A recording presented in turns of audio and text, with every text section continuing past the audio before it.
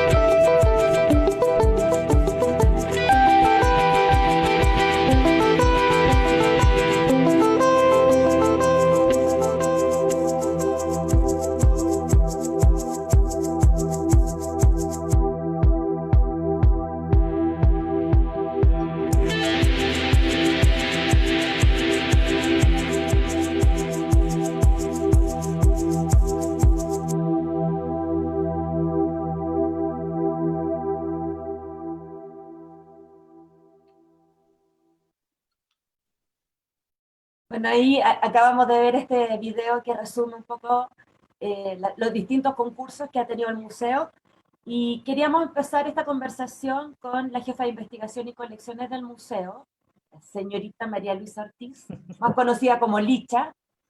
Hola Licha. Hola. Mira, queríamos partir por, bueno, conocer un poco la historia del concurso, así que, ¿cómo surge la idea de organizar este concurso?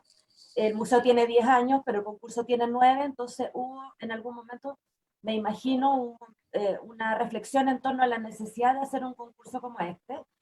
Entonces, queríamos saber un poco cómo surge y cómo se ha transformado en una herramienta de investigación, ¿no? O sea, que nos cuenten un poco de eso. Muy bien. Bueno, muchas gracias por la invitación al área de extensión y a todo su equipo.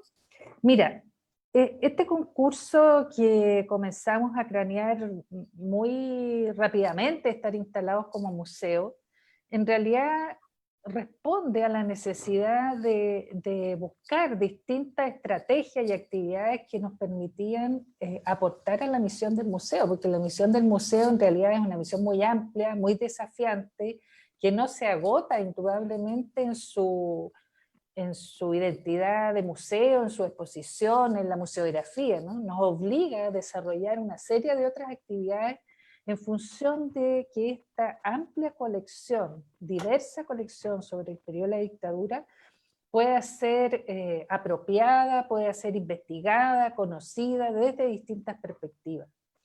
Desde el arte, desde la investigación, desde la docencia, la pedagogía, etc.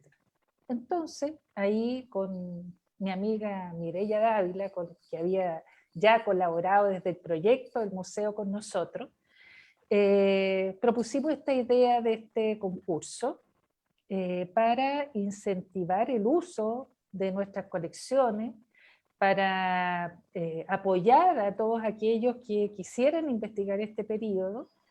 Y partimos el 2012, llevamos, como bien tú dices, 9 años, hemos tenido ya un concurso que está bien consolidado, hemos tenido 240 postulantes, cada año premiamos los 10 mejores proyectos de tesis, y durante todo el año se trabaja en eso, los jóvenes, los tesistas de pregrado y posgrado trabajan en sus tesis, y al cabo de un año, con su tesis terminada, una de esas tesis es premiada para ser publicada y ser parte de nuestra colección Tesis de Memoria. Esta idea, quiero decir que tuvo siempre el apoyo de la dirección del museo, quiero destacarlo, porque distintos miembros del directorio del museo han sido parte de los jurados todos los años. También destacar el apoyo permanente que hemos tenido a la presidenta del directorio, de María Luisa Sepúlveda, en este proyecto. Y por supuesto de todo el equipo de colecciones e investigación, porque y de Vilma Ruiz especialmente, quiero señalarlo, porque Vilma es quien dentro del equipo coordina toda la parte de relación con los tesistas, recepción de las postulaciones, es una persona fundamental para poder realizar este trabajo, y del equipo porque nosotros hacemos un acompañamiento permanente apoyando todas las necesidades de la investigación en el desarrollo de sus tesis. El museo cuenta desde el comienzo con un centro de documentación en donde toda esta inmensa y diversa colección que hemos reunido en estos años puede ser consultada. El centro de documentación general con diversidad de acervo, y un centro de documentación especializado en los archivos audiovisuales. Hemos también desarrollado cerca de 10 plataformas digitales que permitan acercar las colecciones a la gente general, pero a los investigadores y a todas aquellas personas que están interesados en conocer este periodo de la historia. También, en relación a las tesis, nosotros hemos desarrollado una base de tesis en la cual pueden consultarse a texto completo, descargarse tesis que han sido donadas al museo y autorizadas a que estén ahí. Hoy día tenemos 76 tesis ya en esa plataforma. Y volviendo sobre el concurso, quería señalar que algunas cifras de estos 10 años que me parece importante destacar. Como les conté, hemos tenido en total 240 postulantes, la mayoría de ellos, 145 de pregrado, pero también un número importante de magíster y doctorado, como los dos jóvenes que están aquí acompañándonos hoy día, mayoritariamente de universidades chilenas, lo que nos alegra muchísimo. Es decir, hoy día se está haciendo harta investigación en Chile y desarrollando tesis. 203 de estas tesis, de estos proyectos, han provenido de universidades chilenas y 48 de universidades de regiones. Pero también 37 de universidades extranjeras, porque el concurso convoca a nivel nacional e internacional. El primer año solo lo hicimos de Chile y nos reclamaron tesistas que estaban haciendo sus tesis afuera. Entonces encontramos que tenía toda la razón y los incorporamos. Y incluso algunos de ellos han conseguido becas para poder venir a investigar al museo en el desarrollo de sus tesis. Tuvimos ahora el año pasado una chica de Puerto Rico, que la pobre además se tuvo que quedar aquí por la pandemia, más allá del tiempo que tenía presupuestado.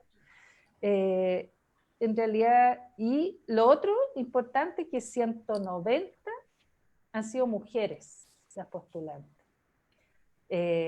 Las tesis a veces son de varias personas, no es que sean 190 tesis separadas, pero la mayoría son mujeres. Y hemos publicado 8 libros, incluyendo el que vamos a lanzar hoy día en la tarde. De manera que, bueno, estamos muy contentos con este concurso, creemos que contribuye claramente a la misión del museo, que tiene total sentido porque todo lo que nosotros hemos reunido, cerca de 2000 donantes y una colección amplísima, ha sido entregada a este museo para aportar al trabajo de memoria que nosotros hacemos, para que sea puesto al acceso público bajo las diversas estrategias y actividades y líneas de acción que el museo desarrolla, y esta es una que tiene total sentido para los donantes, y nosotros tenemos que agradecer la generosidad de la entrega de todo este material para que sea usado, apropiado en definitiva, desde distintos ámbitos, de las miradas de hoy, de las reflexiones de hoy. Es interesante también que las tesis provienen de distintas áreas de formación, y eso enriquece aún mucho más este trabajo.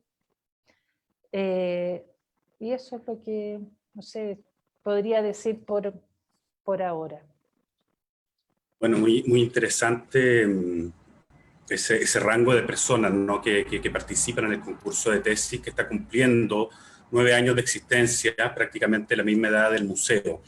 A continuación, queremos conversar con Mireia Dávila, coordinadora del concurso de tesis y académica de la Universidad de Chile. Hola Mireia, ¿estás por ahí? Aquí estoy, al pie del cañón. No. Muchas gracias por la Bienvenida. invitación y nada, tratando de seguir lo que dice mi amiga Licha, que lo dijo todo tan bien que yo realmente ya no sé qué decir, me dejó anonadada. Nada, esto es una relación larga de afecto con el museo, yo trabajé en el guión histórico y nada, es puro cariño y desde el punto de vista de la academia yo estoy muy contenta porque creo que el concurso año a año se va consolidando, como lo dijo la Licha, lo cual es muy bonito. A mí me sorprende muy positivamente el interés de la gente por participar con sus proyectos académicos de distinto nivel. Me gusta también, como decía Licha, que sea diverso en términos de género. Hay también muchos proyectos de regiones, que también es muy bonito, y temáticas como el tema indígena, mapuche. ¿Te acuerdas, Licha, esa tesis sobre la cosmografía mapuche? Y eso creo que es muy interesante porque además me da la ilusión de que hay gente que sigue interesando los temas y mientras hablaba Licha pensaba que también los temas van cambiando.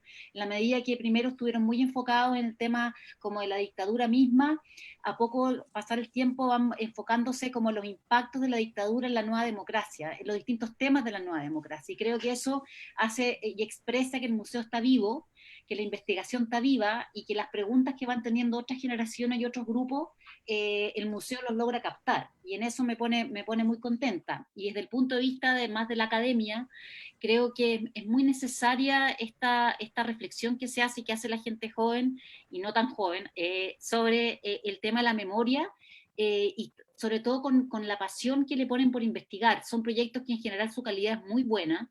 Aquí hay dos ejemplos de eso: calidad desde el punto de vista académico muy sólido, desde, como decía la Licha, desde disciplinas muy distintas, desde el arte, desde la psicología, de la historia, desde la estética. ¿Te acuerdas, Licha, que al principio también una vez premiamos gente que estaba vinculada más a la expresión estética? Y eso demuestra que el pasado y la memoria no es solamente un tema de la historia, sino que se puede reflejar de distintas perspectivas de la creación humana. Y sobre todo en estos tiempos les quiero contar que ayer estaba en una clase, yo hago clase en la Universidad de Chile a primer año, y empezamos hablando del tema del tema de género y el tema de Martín Pradenas y todo eso, lo fuerte que es ese movimiento, y pasamos a hablar de la FUNA y terminamos hablando del Museo de la Memoria. Entonces son chicos de 18 años que en el fondo ellos mismos fueron conectando el tema básico que tiene que ver con los derechos humanos y con la necesidad de mayor igualdad y de respeto, y todos terminaron hablando del Museo de la Memoria, que habían venido, que les gustaba, que les impactaba. Entonces claramente el museo para mí es el mejor símbolo de que sigue vivo, el interés que tienen las generaciones que están en la universidad y con las cuales comparten conmigo yo haciéndoles clases. Eso creo que quería decir, creo que estoy contenta, me pone orgullosa, me gusta leer los proyectos, son entretenidos, son originales muchos de ellos, y eso, no se me ocurre mucho más que decir por el momento, y más bien complementar lo que decía mi querida amiga Licha, que ya llevamos tanto tiempo en este buen negocio que nos une. Eso. Bueno, es súper importante lo que tú mencionas, Bueno, porque justamente nosotros queríamos relevar dentro de esta conversación justo lo que tú acabas de decir, que tiene que ver con las nuevas generaciones. Y eso es o sea, es tanto notable, el nivel de porque sincronía que te íbamos a preguntar eso. justamente, No, pues somos geniales, yo encuentro que somos un super equipo. Felicitaciones para todos. claro, porque lo que puede pensar la gente es que un concurso de tesis de estas características es como, o sea, pudiera reducirse solamente a repasar la historia, ¿no? Y no generar conexiones. Y con lo que tú nos estás mencionando, justamente pasa, y era lo que nos interesaba también destacar, es que pasa justamente lo contrario, que está esa base, que es la historia, pero se están en el fondo articulando conexiones diversas, de diversas disciplinas además, que eso lo vamos a ir conversando un poquito más adelante. Para quienes nos están escuchando, les queremos recordar que estamos en el programa Arte más Memoria, un programa que se transmite a través del Facebook Live del museo y que lo pueden recomendar y ver nuevamente a través de la plataforma Conectados con la Memoria. Quisiera recordar que esta tarde, bueno, la motivación de hacer este programa es que esta tarde se lanza el libro a las 18 horas, a través también de esta plataforma, se lanza el libro de la última ganadora del concurso de tesis, que se llama, querida Mireya, Trinidad Sobarzo. ¿Y quieres que lea ahora el título? Cuéntanos cómo se llama el título de su tesis, que es la tesis ganadora que se lanza hoy día en la tarde.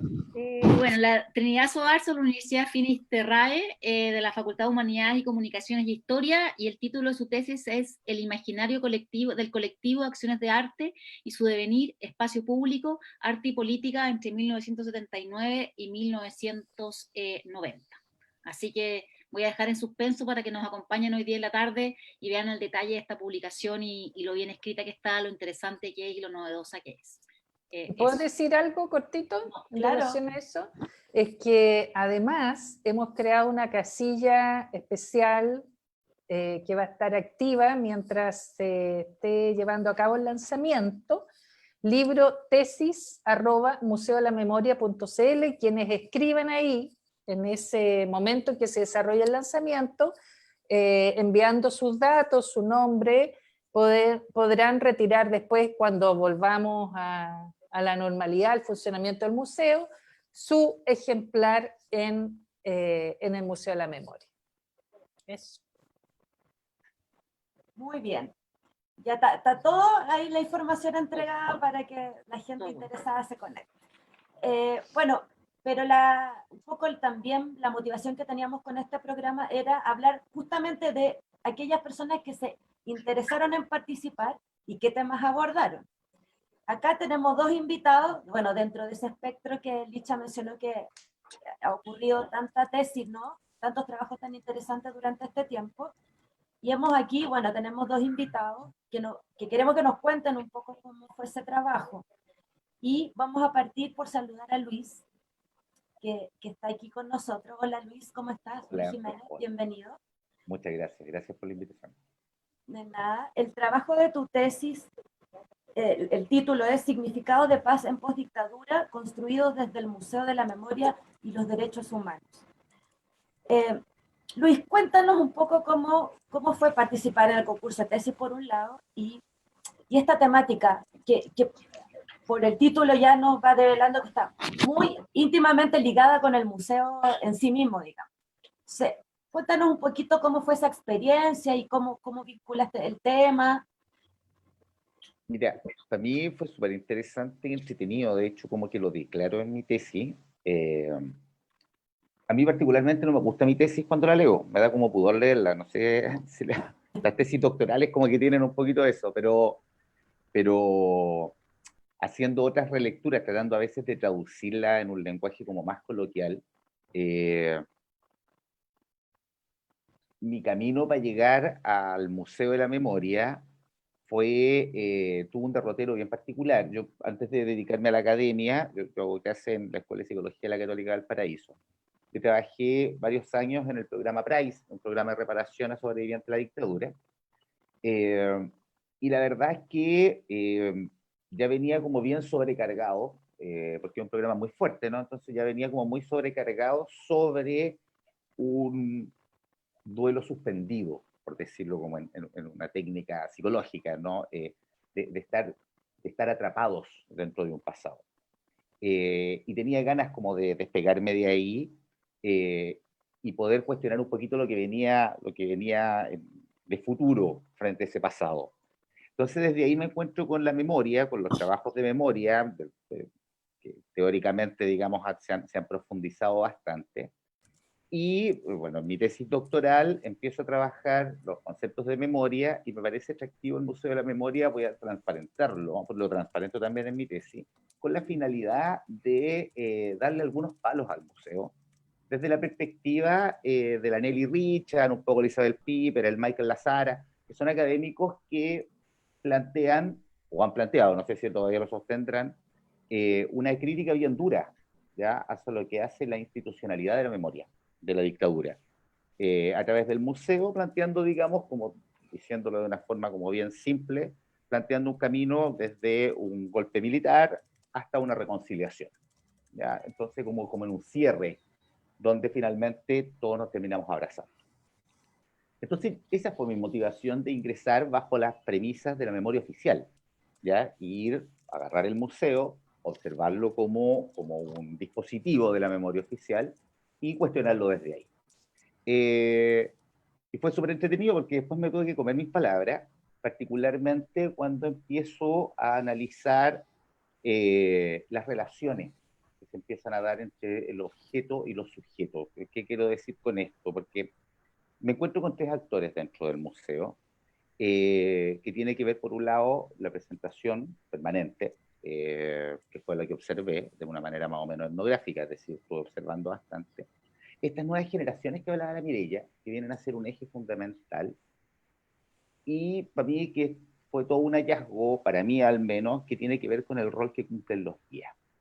¿Ya? Entonces, de hecho, cuando yo empiezo a desarrollar la tesis y cuando postulo al concurso, yo postulé con esta idea primaria, ¿ya? Muy anquilosado en una mirada como crítica y pensando en que existe una memoria, una sola, una memoria oficial, y que existen además las memorias divergentes que generalmente son mucho más entretenidas, ¿no? Porque las memorias divergentes convocan la crítica, la calle, la comunidad, son más efímeras, entonces nos parecen como más sabrosas desde ahí.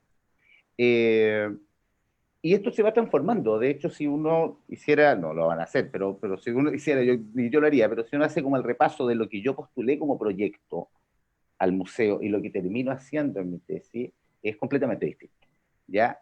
Y desde ahí, bueno, yo tuve la fortuna de hacer una pasantía en el extranjero y me empecé a situar en lugares de memoria, ¿ya? Me fui al País Vasco, en Gernika, donde ahí hay un museo de la paz, principalmente. Y conversando con la directora, yo le propongo esto que planteaban algunos académicos, ¿no?, sobre la intencionalidad de un discurso prefijado desde el Museo de la Memoria, que ya lo conocía, había estado acá en Chile, había visitado el museo, había estado en Villa Grimaldi también, sobre este discurso como dispositivo, casi como dispositivo Foucaultiano, como un dispositivo de control frente a la memoria, en relación, digamos, a un pasado ya terminado.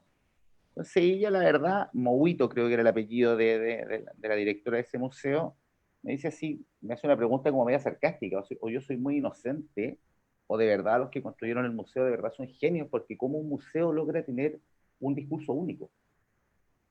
Entonces, cuando empezamos a dialogar desde la perspectiva museográfica, yo provengo del área de la psicología comunitaria, no tengo un mayor acercamiento hacia lo museográfico. Cuando empezamos a hablar desde la perspectiva más museográfica, ella empieza, digamos, a cuestionar cuál es la relación que se empieza a dar entre las personas que asisten y la muestra. No de las personas que asisten, no de la muestra en sí mismo, sino que esta relación objetual, qué discursos empiezan a emerger. Ya, y ahí ya, obviamente, me fascinó lo que estábamos conversando. Y tuve la fortuna de estar un ratito en Alemania, en un pueblo muy entretenido que se llama Freiburg, porque es un pueblito chiquitito, donde hay un sitio de memoria que se llama la Plaza de la Alta Sinagoga. Y algo que me interesó mucho de ver ahí tuvo que ver con la resignificación que la comunidad hizo de este espacio, que parte siendo como un espejo de agua, pero que es utilizado por las nuevas generaciones, por los más niños, para bañarse, porque hace un calor infernal en el verano, eh, pero también se sientan a tomar cerveza, bueno, los alemanes toman mucha cerveza, entonces, pero se sienten ahí, dialogan, conversan, y es un espacio súper resignificado, es un espacio alegre. Entonces, cuando me pongo a conversar, muy mal alemán, así que tratando, digamos, como de dialogar un poquito desde el inglés, con la gente ahí, eh, ellos tenían súper claro dónde estaban sentados, tenían súper claro el respeto frente a esta obra que había. Pero no les parecía que tenía que ser una perspectiva situada solamente en el pasado, sino de cómo recordamos hoy en día, un poco desde la alegría, de que estas cuestiones no vuelvan a ocurrir, de estas matanzas que había ocurrido en ese espacio. Con todas esas ideas, cuando vuelvo, digamos, a dialogar y salgo de la presentación permanente y me pongo a dialogar justamente con los visitantes, me focalizo en los jóvenes, los y las, ¿no? En jóvenes universitarios por un lado y en jóvenes secundarios. Y ya ahí la sorpresa es mayor porque el discurso de los jóvenes era mucho más crítico que el mío, ¿ya? Mucho más crítico porque obviamente cuestionaban que las violaciones a los derechos humanos, por ejemplo, que se daban como en un contexto pasado, hoy en día seguían ocurriendo. Cómo finalmente en las protestas seguían existiendo desaparecidos, no desaparecidos permanentes, pero sí desaparecidos por varias horas, cómo las fuerzas policiales seguían actuando de la misma, con el mismo salvajismo que actuaban, digamos, en la época de la dictadura, y cosas que finalmente cuando yo lo escuchaba, a través de recorridos que hacíamos y diálogos, en efecto, eran evidentes, por lo menos desde mi perspectiva, que tenían razón. Digamos, y de hecho, una frase que emergía mucho es: la dictadura no ha terminado, porque el museo plantea que la dictadura ha terminado.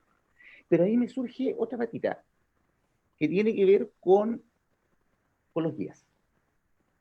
Porque los chiquillos y las chiquillas, cuando hacían una visita al museo con los guías, el discurso era otro. Entonces, yo me focalizo en lo que iban hablando los jóvenes en sus grupos, con los guías, y me empiezo también a focalizar con los secundarios, pero de repente me doy cuenta que el foco no estaba ahí, sino que seguía estando en la relación discursiva, pero ya de tres actores, entre la presentación permanente entre los jóvenes y los guías.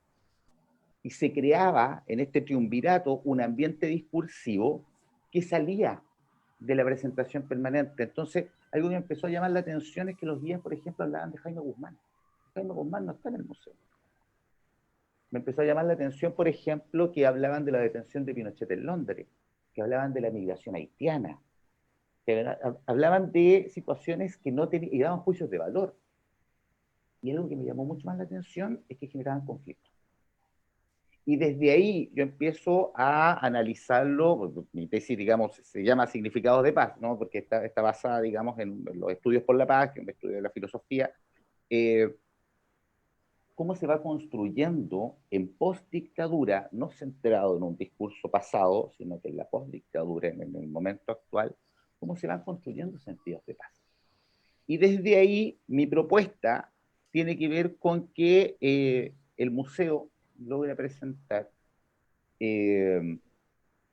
una situación técnica, un concepto técnico que se llama los intersticios de paz. ¿Qué son los intersticios de paz? Los intersticios son intersticios, son pedacitos que quedan, son brechas, son huecos que hay dentro de los discursos que permiten a uno refugiarse en esos huecos y poder hablar de distintas cosas que no están pauteadas. Entonces, por ejemplo, algo que llama la atención, como siento como bien figurado, bien específico, cuando uno sube esta escala, si nos imaginamos el museo, ¿no? Salimos del primer piso, empezamos a subir la escala de la Unidad Popular, nos encontramos, digamos, con el Víctor Jara, y este ruido que se empieza a comer el sonido mientras uno va subiendo, que es el bombardeo, que son los milicos hablando, los bandos. Pero si uno se detiene en este intersticio de la escala, antes de llegar al Salón 11 de septiembre, y te quedáis un ratito medio pegado en la Unidad Popular, en el fin de la Unidad Popular, escucháis los pequeños gritos de gente que está gritando por el MIR de la calle.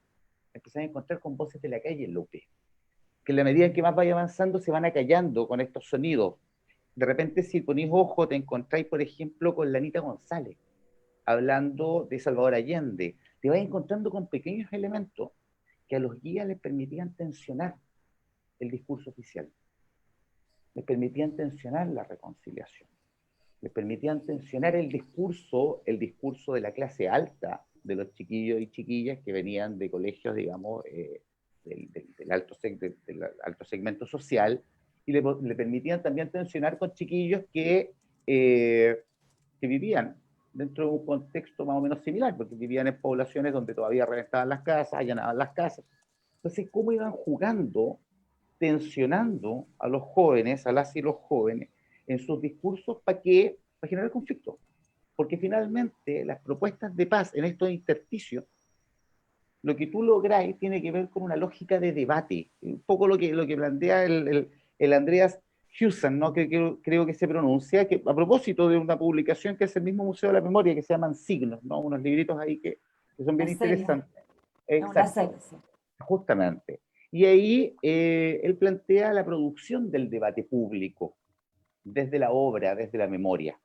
Y tiene que ver justamente con eso, cómo a través del debate, estos actores que eran los guías, pero que no actúan solos, porque van de la mano, son parte del museo, pero cuestionan al museo, pero no cuestionan al museo en sí mismo, sino que van cuestionando los discursos que pueden ir emergiendo en esta lógica. Entonces se transforma en un solo actor, presentación, guía y jóvenes, o visitante, en mi juicio solamente donde observe los jóvenes, donde a través de este debate permite escuchar al otro, reconocer al otro, reconocer a la otra. No se trata de buscar un consenso. Y eso fue algo que a mí me fascinó del Museo de la Memoria. Que en la medida en que tú lográs insertarte, al menos en estos tres actores, no lográis llegar a consenso. Y no es porque no buscan un consenso, según mi observación, ¿no? Lo que busca justamente tiene que ver con los rescates del disenso. Disenso que nos permiten no llegar a un acuerdo grupal como comunidad, sino que agarrarnos como comunidad, pelearnos como comunidad, discutir nuestros puntos de vista, el antagonismo que plantea la Chantal Mouffe, la cuestión de yo ir y establecer lo que estoy pensando y lo que estoy planteando como verdad y contrastarla con la tuya. Mira, no sé si hubo coherencia en lo que hablé, porque estoy agarrando distintas cosas dentro del camino. No, muy interesante. Nos permite mirarnos a nosotros como museo, además. Eso iba a decir yo justamente.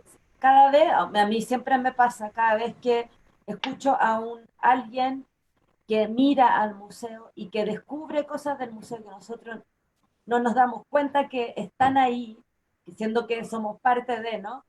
Pero siempre es un aporte, en el fondo, que haya alguien que nos pueda decir cosas como las que tú estás planteando en esa tesis, que como decías, que te pareció, que no te seducía tanto al principio y luego sí, cuando fuiste descubriendo ciertos elementos. Siempre creo que es necesario que una institución como el museo se esté permanentemente mirando con los ojos de otros, o sea, no necesariamente con los propios. Y eso creo que en el caso de la tesis que tú planteaste, eh, hay que leerla, hay que conocerla, hay que ver ese planteamiento, porque realmente puede llegar a ser de harta utilidad para nosotros que estamos ahí dentro y no nos damos cuenta de varias cosas, como lo mismo que planteabas respecto de la relación de los guías con los visitantes, etcétera. Ahí creo que hay un gran aporte en esa experiencia, en ese trabajo. Bueno, voy a reiterar lo que dijo Licha anteriormente, que para quienes quieran conocer esta tesis, por ejemplo, este trabajo, existe la fuente, ¿no? Esta plataforma que ahí la estamos compartiendo, que facilita el acceso en el fondo a este material, a distintas miradas que son estas tesis, y que, claro, están en este cedoc.museodelamemoriapunto.cl/tesis-de derechos humanos /. Entonces, creo que tienen que visitarlo, ahí hay mucho para conocer de las distintas perspectivas. Bueno, y a las personas que se conecten al lanzamiento, vamos a repetir también lo que dijo Licha para que quede muy claro, a las personas que se conecten hoy al lanzamiento del libro de tesis, que es a las 18 horas, y quieran retirar un ejemplar del libro del museo, que quieran retirar el libro en el museo post pandemia, pueden escribir sus datos en un correo electrónico que se habilitará durante el evento. Así que las personas que asistan a este evento, que es a las 18 horas, por Facebook Live, podrán escribir sus datos para tener reservado su libro una vez que se termine la cuarentena. Otro de los tesistas destacados es Rodrigo Muñoz, que nos acompaña. Hola, Rodrigo. Hola, ¿qué tal? ¿Cómo están? Muy bien. Hola, Rodrigo, vamos al grano, al tiro. Sabemos que vienes del mundo de la cultura y las artes. En el 2017 lanzaste el libro de tesis Exterminados como ratones, Operación Colombo, creación dramatúrgica y teatro documental, que nosotros estuvimos aquí en reuniones con el equipo, nos interesó muchísimo porque trabajamos justamente con esta relación de cultura y derechos humanos, ¿no? Entonces queríamos saber en qué consiste la creación dramatúrgica o la propuesta de creación dramatúrgica para narrar la Operación Colombo. ¿Cómo es el ejercicio de investigación para proponer una creación dramatúrgica en relación a derechos humanos? Bueno, desafiante, primero que todo, porque la verdad que sí, yo tengo una historia que viene desde el periodismo. Yo soy periodista, pero dicen que a los periodistas en algún momento les pica el bichito de la actuación, y también después estudié teatro. Y en esa unión descubrí algunos conceptos que me hacían mucho sentido por aquel entonces. En el periodismo ya se hablaba hace mucho tiempo, cuando yo estudié periodismo en el año 90 y tanto, se hablaba del concepto de los montajes mediáticos en relación a la dictadura. Como sabrán, también existe el concepto montaje en la arte escénica.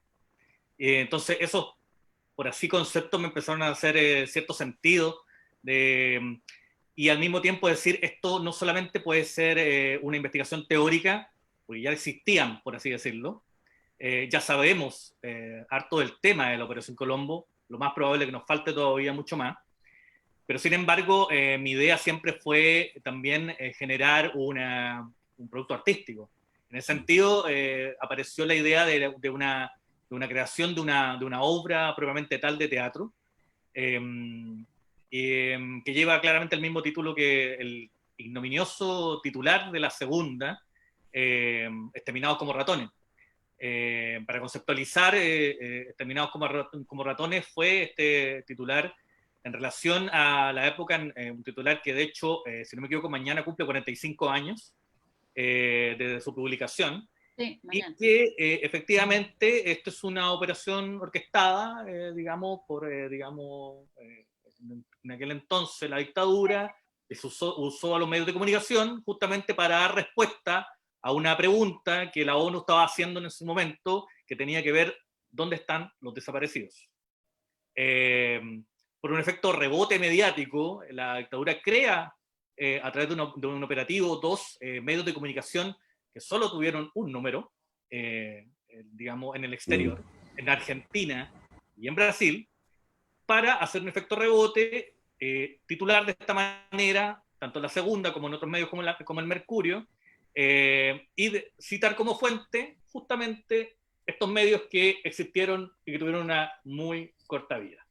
Entonces, de alguna u otra forma, la respuesta que siempre se hace a los periodistas, ¿cuál es la fuente? La fuente era esta, que claramente después de hacer su cometido, desaparece. Este fue un titular claramente muy doloroso en la época para las agrupaciones, justamente. Lo que me hizo sentido fue justamente cómo tratar de recuperar estos documentos en una obra de teatro.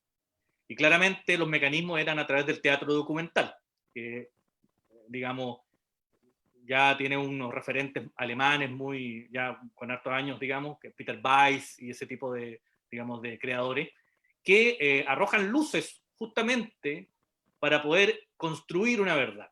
Y me tomo lo que dice justamente Luis con respecto a esto de cuestionar, justamente por lo mismo.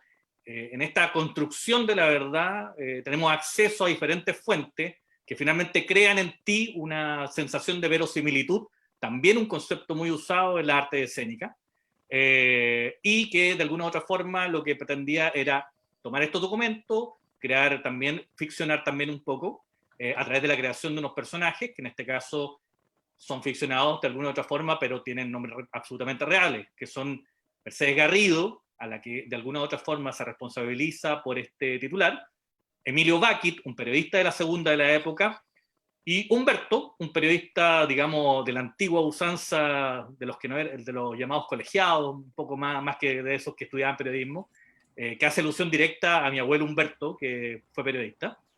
Y en este cruce, digamos, la obra tiene esta operación, a mi juicio, interesante, en donde hay muchas escenas que se repiten una y otra vez, desde diferentes puntos de vista, en donde de alguna u otra forma en una escena tú quedas con la sensación de que Báquit, por ejemplo, tituló, en otra que Mercedes Garrido, y en otra Mario Carneiro, que en aquel entonces era el director de la segunda. Entonces, esta construcción de verdad hace que el lector, o en este caso después en un posible montaje, quede con la sensación claramente de que hay que buscar un poco más para entender quién tituló y cuáles fueron los mecanismos que utilizó la dictadura para no solamente encubrir, sino para minorizar el tema de los detenidos desaparecidos y dar una respuesta absolutamente falsa ante las Naciones Unidas. Eso en contexto general un poco de la obra. Tengo que contar una muy breve anécdota que tiene que ver con que yo, mi principio no solamente fue el titular, sino fue el documento que había hecho, la investigación que había hecho el Colegio de Periodistas por aquel entonces, en donde se entrevista a Emilio Báquit, a Mercedes Garrido, y fue muy interesante cuando llegué al museo y logré, digamos, acceder a documentos, y pregunté a alguien que me ayudó, no recuerdo el nombre, pero le tengo mucho agradecimiento. Yo le preguntaba sobre este documento y él me decía, sí, y están las grabaciones de la entrevista. Entonces, me da el CD y algo que yo solamente había leído, de repente tuvo voz. Una voz de Mercedes Garrido, por ejemplo, respondiendo a las preguntas. Yo en aquel entonces ya había escrito un par de escenas, bastantes escenas de hecho, sobre la obra. Y de repente me di cuenta que la voz que sonaba en mi cabeza era bastante parecida a la voz que sonaba en ese audio al que pude acceder a través del museo. En ese sentido, yo creo que, bueno, yo estoy muy contento, todavía estoy muy contento, de hecho, en el sentido de que pude tener acceso al material, a crear algo que siento que es un aporte claramente a la reflexión y también desde las artes escénicas, también porque el museo haya confiado en este tesista que logra además aportar desde la escritura, desde una obra de teatro y no solamente desde la reflexión, que dicho sea de paso, también lo tiene la tesis. Tiene una parte que es teórica y que reflexiona sobre los mecanismos del teatro documental para hacerse cargo de este tipo de historias, pero al mismo tiempo tiene otra parte que es la creación artística misma. Entonces, creo que en ese sentido, a mí esas dos cosas me jugaron muy a favor, poder obtener cosas, acceder a las colecciones del museo, tener material, ponerle voz a estos personajes. Hace como 2 años atrás, unos chicos de Magíster de Dramaturgia en Argentina, en la Universidad de Buenos Aires, hicieron una pequeña lectura dramatizada y me hizo mucho sentido que ellos, la Operación Cóndor sabemos que es mucho más amplia, digamos, y que Argentina claramente tiene mucho voz en ese sentido. Entonces cuando supe que estaban haciendo esto, para mí fue bien bonito también. Oye, ¿y la obra se ha llevado a cabo? ¿Se ha hecho? ¿Se ha realizado? Aún no. Aún no. La verdad estrenaremos en el museo. O sea, ideal. Estrenarla ahí mismo. Sí, ideal estrenarla ahí mismo, la verdad. Tengo mucha fe, la verdad, a poder concretarla en los próximos años o 2 años próximos. Tengo un casting en mi cabeza hace rato digamos, de quiénes serían estos personajes. Me parece muy interesante también el hecho hemos hablado mucho de la Operación Colombo, sabemos del tema y todo, pero empezar a darle carne a estos personajes me parece que también es una forma también de acceder a la verdad. en ese sentido. Bueno, contigo igual se comprueba que el concurso de tesis tiene eso, ¿no? Que diversas disciplinas desde las cuales se puede llegar, digamos, a ser parte de este concurso de tesis, porque por eso también era interesante, en el fondo, el trabajo que tú hiciste, porque claro, tú, en el fondo, igual, desde esa área que a ti te interesa, lograste llegar, en el fondo, a plantear un proyecto sumamente interesante. Lo digo por si hay ahí en nuestro público gente que diga, no, a lo mejor yo no puedo acceder a este concurso porque vengo de X disciplina, pero no, las posibilidades son variadas en ese sentido y se va a acoger, digamos, proyectos que vengan de otras áreas. Por supuesto, dime. solo quiero agregar que efectivamente, porque muchas veces se relaciona arte y dictadura, se le enmarca en un periodo de tiempo que tiene que ver básicamente con el periodo de resistencia, los 80 y todo, y todavía tenemos mucha historia. Yo siempre lo hablo con mi mujer y le digo, todavía quedan demasiadas historias por contar, o incluso historias que no se han contado de una gran manera, poder poner el foco nuevamente sobre otras historias. En ese sentido, el cine europeo o incluso ciertos cines norteamericanos o teatro europeo y teatro norteamericano, da tiro y cancha, como se dice, en relación a estos temas, vuelve sobre muchos temas para revisar. Y en ese sentido, hoy en día, cuando nos enfrentamos nuevamente al tema de la memoria, a no olvidar, ojo con lo que está pasando hoy en día, Martín, digamos, el tema de los abusos, las violaciones. Lo que nos está diciendo la sociedad nuevamente es que ojo con la pérdida paulatina de la memoria. Eso es algo que claramente tenemos que frenar ahora ya. Por eso interesante. Sí, lo interesante de lo que tú dices también, hay una cosa que me recordaba una película de Kurosawa, no me acuerdo el título, que es cómo abordar un hecho desde diferentes miradas, ¿no? Que la verdad depende también de la relación del observador sobre esa verdad. Eso es muy interesante, yo encuentro, de tu metodología. Rashomon se llama esa película. De hecho, la cito en la tesis, ni que hubiéramos estado coordinados, digamos. Además, quería decir Eso algo fue cortito que ha postulado gente incluso de la carrera de terapia ocupacional, que uno podía parecer que es una disciplina súper anexa, ya segundo año que tenemos postulaciones de esa carrera, y un tema que tiene que ver con lo que estaban diciendo ustedes, tiene que ver con la educación. A mí me sorprende la variación que hay cuando le pregunto a mis alumnos chicos, sobre todo en la universidad, qué es lo que les enseñan, por ejemplo, en la dictadura. Hay unos vacíos que depende de cada colegio brutal. O sea, yo creo que como Estado todavía tenemos una tarea pendiente respecto a qué enseñamos como contenidos mínimos civilizatorios a los estudiantes. Hay vacíos muy fuertes que a mí me sorprenden. Eso. O sea, esto comprueba que hay mucho todavía por investigar, por revisar, por releer, ¿no es cierto? Les queremos recordar a nuestro público que estamos en Arte Más Memoria, programa en vivo que está saliendo a través de nuestras redes por el Facebook Live del museo, y reiterar que estamos conversando sobre el concurso de tesis que tiene el museo, que ya lleva 9 años de vida, y que hoy tiene una actividad especial de lanzamiento de la ganadora del concurso de tesis a las 6 de la tarde, también a través del Facebook de nuestro museo. Camilín. Sí, bueno, estamos en vivo y en directo, están mandando saludos por Facebook, déjenme ver la página aquí, perdonen. Ricardo López manda saludos, felicita por la buena iniciativa. Jenny Nora Sherman también, gracias al Museo de la Memoria y los Derechos Humanos por estos encuentros. Hay algunas preguntas que están respondiendo ahí directamente desde el museo, Juan Carlos Vega, Alejandra Parra. Bueno, hay muchas personas en este momento conectadas, mirando, escuchando Arte Más Memoria sobre el concurso de tesis. Ahora, como ya es tradición en este programa, queremos realizar una pregunta abierta a todos y todas. Nos gustaría saber, y ahí ven ustedes cómo se organizan para responder, ¿por qué es importante que el Museo de la Memoria y los Derechos Humanos tenga este concurso de tesis? ¿Quién comienza? Licha, que hace rato que no habla. Es que yo quería decir otras cosas, no necesariamente eso. Dale nomás, dale nomás. Que además dentro de la diversidad también hemos tenido proyectos de danza. También hubo en un año un proyecto de danza que trabajó con el museo, o sea, es muy variado.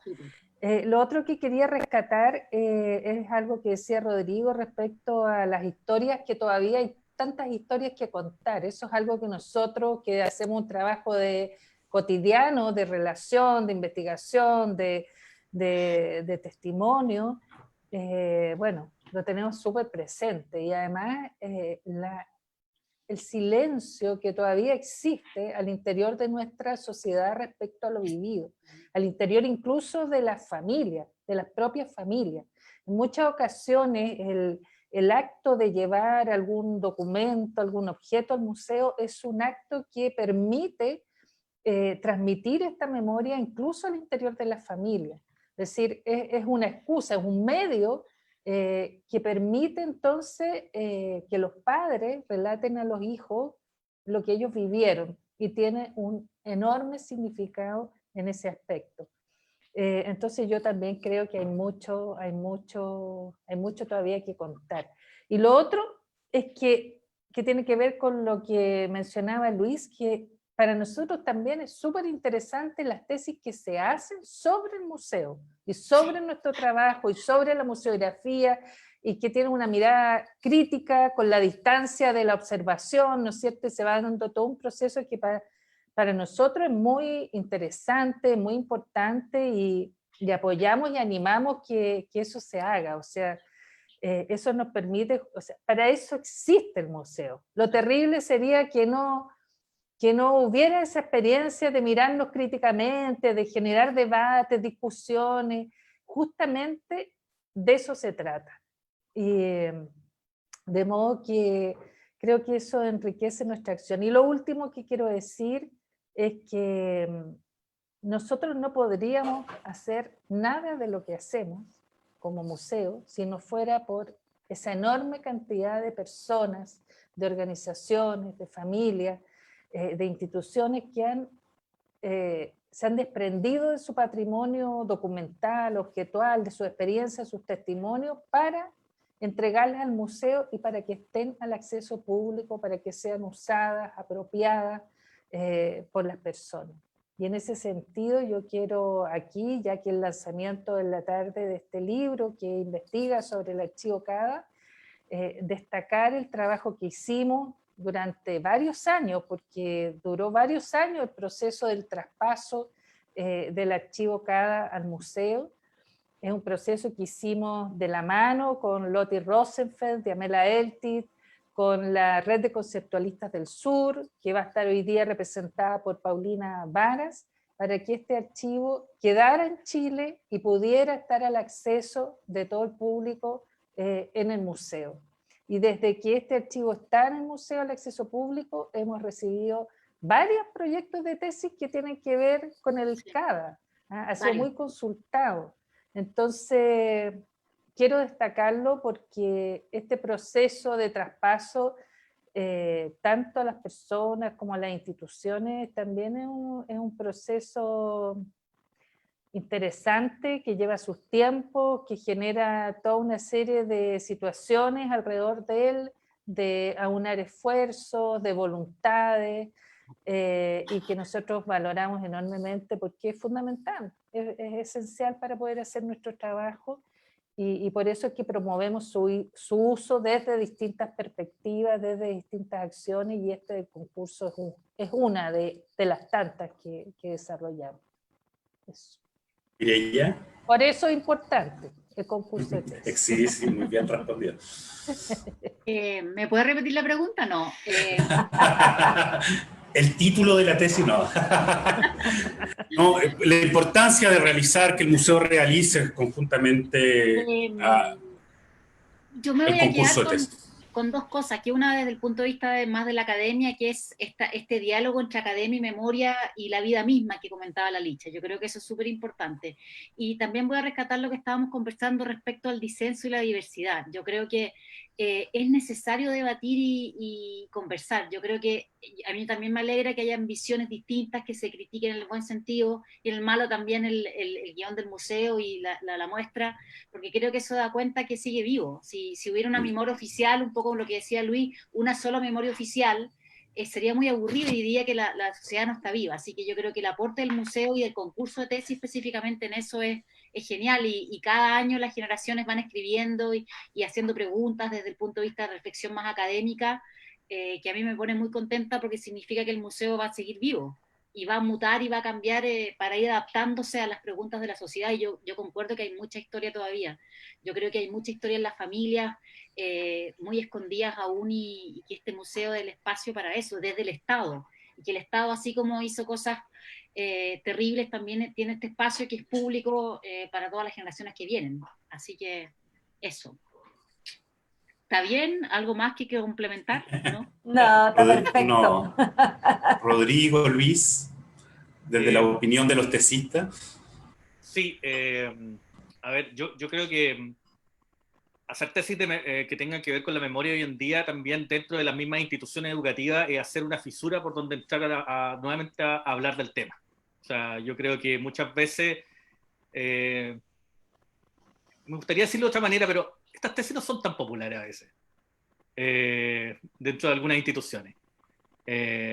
Yo tengo la suerte que en la institución que dice el Magíster en Arte de la Católica le interesó inmediatamente el tema. Pero también he escuchado que estos temas a veces no son tan relevantes y muchos profesores quisieran que investigar sobre otro tipo de cosas, digamos. Entonces creo que es hacer una fisura y nuevamente instalar el tema. Pero también es un llamado, y creo que lo hablamos, o se debe hablar, el hecho del llamado a la participación más de regiones. Yo me encuentro en este momento en Concepción, vía satélite, y la verdad es que siento que el llamado también es que desde regiones se haga esta reflexión sobre el tema de la memoria en regiones, y yo sé que la gente del museo lo sabe, es súper distinto a la región metropolitana. En los campos es otro el tema. Entonces creo que también ahí hay que incentivar. Por eso siento que es importante, porque vuelvo a repetir, hay mucha historia que contar a nivel de regiones.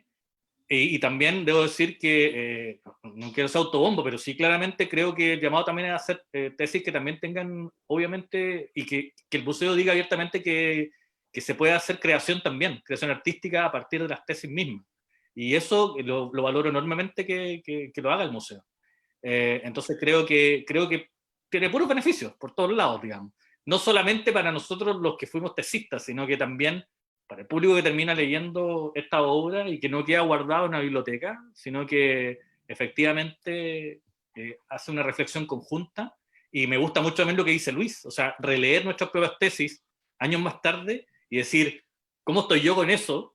Y cómo está el país en relación a esto, qué temas se vuelven a repetir, qué temas se tienen que nuevamente tocar y valorar.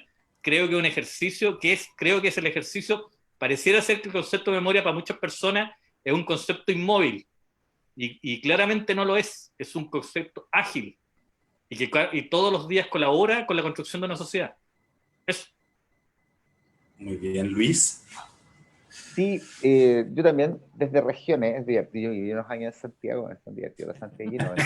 La región metropolitana no fuera una región, no. Desde Viña del Mar, desde acá.